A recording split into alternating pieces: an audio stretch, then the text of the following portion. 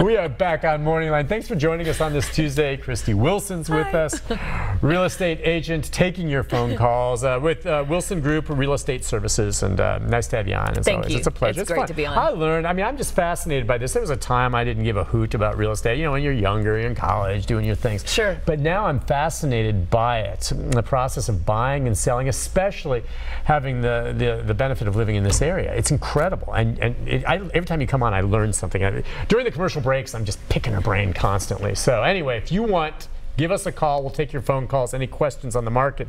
Let's go to Lee. Lee, good morning. Good morning. Good to hear from you, my friend. Nice to hear from you.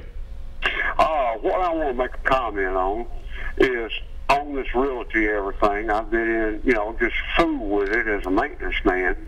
But what's really bothering me, these elderly people. These people come in, I'll buy your house as is and everything. Well, that sounds good until they get there, and then all of a sudden, they don't want to even give the assessment on the properties, and I feel like that these people are really being taken to the cleaners on this. I mean, if you're getting in a hot area and everything, it looks like, at least the people can get the estimate that, the tax assessor gets. But they come in there and they're not even offering 1/3 of what the properties are. Yeah, but then they don't have to sell if they don't like the offer. What do you think's happening here? Right here, I believe it's a goal by the ones that want to buy property like that. They're setting their ways of going out, buying dirt cheap and selling high. And it hurts the elderly because, they got a house, say, worth $85,000 estimate. Well, they're coming in and telling these poor elderly people most of your house's worth is $35,000. Okay, let me ask Christie about. Now, did you ever see a scenario like that? Does it happen where it does happen? But it's not the norm. Where's your personal responsibility? I understand some people naive and they're trusting, but I mean, if someone's coming to me and saying, I'm going to pay you this much for the house, I'm going to do some checking. I mean, if someone offers you 35 grand, your house is worth 80, and you sell it for 35, unless you're just completely clueless, that's on you to check it out before you make that sale, isn't it? Well, I think what's a challenge right now is I don't think people are buying them for dirt cheap, but I do think they're buying them for less than the property's worth. Not all. For instance, you hear stories. Let's take North Nashville right now, which is a hot market, and someone's offering someone, I'll pay you $200,000 for your home. Okay, they could put 2 houses on this one house, tear it down.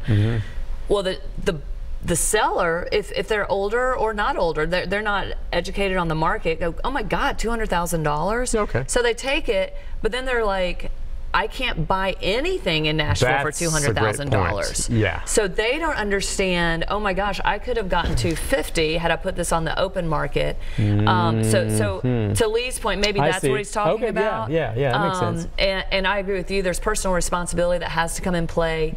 But to some people, like if somebody, your house was worth 200 might as well be 2 million to some people. Yeah, and they're like, wow, that's a ton. But that's a great point too for anyone, even those of us who are selling. Like we're thinking at some point when my son goes off to college to sell our house because there'll be more space than it's at. And I know when we sell ours, we should get a pretty good market price for it in Mount Juliet where we're at, and I think we have a nice place.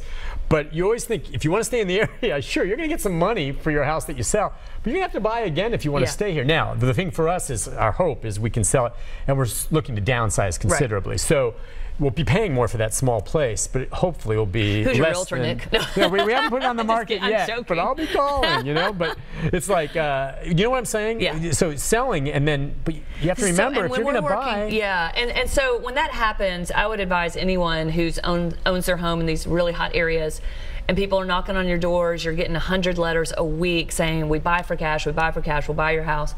Speak with a professional, call my office, we'll come down and consult with you and show you what your value's worth. It's not a listing presentation unless you want to sell it. It is really trying to help people understand not only what their value is, but where you can go and what you can do if you get that money. Okay, so what can I buy now? Right now, to get more for your money, you've got to go out. You're not going to stay within the urban core of Nashville. You're going out to the outlying counties. And the outlying counties are hot, too. I mean, all of Middle Tennessee is hot. See, for me, I have a window on how far I'm willing to commute. Sure. Now, coming from Wilson County and Mount Juliet, that's about a 25-minute drive for me if the traffic's not bad. The window for me would be, and we'll consider it, moving a little bit farther out to Lebanon. Do you ever take the train in? I don't, because my hours here will not accommodate the train. Otherwise, I would love to. I would love to take the train, especially if it gets to the point where it's more of a regular basis schedule. I would do that. But Wilson County, okay, the difference between Mount Juliet and Lebanon, because it's a little farther out, I think, would you say that the property values might be a little bit better value for me in Lebanon than Mount Juliet right now? Right now. And it's going to change, and then you could go all the way down. You can get some really good deals, I think, in Watertown. That's too far. That's off the table for me. I'm not going to go to Watertown and commute every day from there. So I think what the future holds is the whole 840 loop. Yeah. All the development is just pushing towards the 840 loop. So and that's everything inside the 840 loop. Now, Lebanon is just, well, it's kind of, I guess, just a little bit cross. It's on it and past on the fringe, which I'll look at. But yeah, so if you sell, you got to be ready to buy, and you're going to be paying and what if you're selling a small one, trying to buy a bigger one? You better have more money in the pocket, That's right? That's right. Okay, let's go to Mike. Mike, good morning. Good morning, Nick. How are you this morning? Good, Mike. What's on your mind? No problems here this morning with me, but no, I was in Atlanta last week, and you know the first 3 people that I had any in-depth conversation with were all Nashvillians. One from Antioch, one from Berry Hill, and one from Inglewood. Did they live in Atlanta? Yeah. They have all moved to Atlanta. I mean, they don't know each other. These were separate people, like the waitress, the check-in clerk at the hotel, the convention services guy. And the guy who I talked to, he was the one I had the longest conversation with. He had a house on Riverside Drive in Inglewood, and he said that he was just toying with selling his house. He said, I'm going to put it out and see what I get for it. If I don't like it, I'm going to take it off. And he said, I think he said it was about 4 days they were working on finalizing the sale. And then his thinking was he would move to Atlanta, maybe for a variety of reasons, but that he could get something more affordable there for the money? Well, he didn't say that. He said what he thought was there was just too much going on in Nashville too fast. He just didn't like all the construction. You know, and Mike, I helped somebody relocate out of Nashville for that very reason too. They wanted to. It was just too active. But I'm not sure going to Atlanta is going to be less active. Yeah. I mean, I'm worried that Nashville's becoming more like Atlanta. I have nothing against Atlanta, but that's a sprawl, and in a lot of ways the traffic a mess there and all that. But going to Atlanta, so what were you going to say? You helped someone, were they moving to a smaller community? He went to Missouri to a smaller community. Okay, right. That's what I see. I mean, so you think if you're willing to move from here, there are all kinds of markets across the country that are nowhere near as hot as us, where you could. I just remember I used to live in Southern Oregon, and it became more of a really popular place in the southern part of the state. And there were people moving up that were selling their homes in Silicon Valley, San Francisco, for millions. Right. They could come up and buy a comparable house for $300,000. Right. Just the same thing, maybe even nicer in Southern Oregon, and you can do something like that if you're willing. Right. I don't know if it's like that here yet, but you can really, like he said, that guy sold his house on Riverside Drive for a lot more than he thought, right? Probably. I mean, Riverside's a hot little area. That part of Inglewood is such a hot little area. When you say people are coming up, and there are literally folks living in certain homes where people are knocking on the door wanting to buy your house. I mean, I get letters all the time. People want to buy my house or rental property or whatever. Really? Just we'll pay cash. They're investors. They're wanting to buy it for rental or eventually tear it down, or not property necessarily. We're talking about, I mean, not land, but but houses. Houses coming up, knocking on the door. You want to sell? Yes. And they're investors. So all of those. I think that's a great point. Then when they approach you like that, I'll listen. And I've never had anyone ask us to do that, but I mean, I would check it out. Yeah, I would check it out. I'd call a realtor. I would be speaking with that realtor just to get to know what the market value in your neighborhood is, and then make an informed decision. I think when you're basing it off of one person's offer, you just have to be really careful there, because your property hasn't been exposed to the open market. Right. And everybody's situation is different. If you're about to, I mean, I don't know. Some people, maybe you're about to go into foreclosure, or maybe you have to have the money for something and this person can close in a week. I mean, every situation is different, but it's always good to get some advice. All right. Let's take a call from Brian. Brian, good morning. Hey, if somebody's in foreclosure nowadays, they'd have to be pretty irresponsible in their job and stuff with everything. It seems like it's going better. I remember when the last big foreclosure thing happened, I was babysitting some houses out in Cane Ridge. They like to call it that because they want to differentiate themselves from Antioch. They didn't want to be people. No Antioch. So But the problem is to get to there, you'd have to come off Bell Road, which is just a nightmare even in the daytime nowadays. I mean, you know, crime-wise. So we were out there in the country, and then, of course, the bottom fell out. They didn't need my services anymore.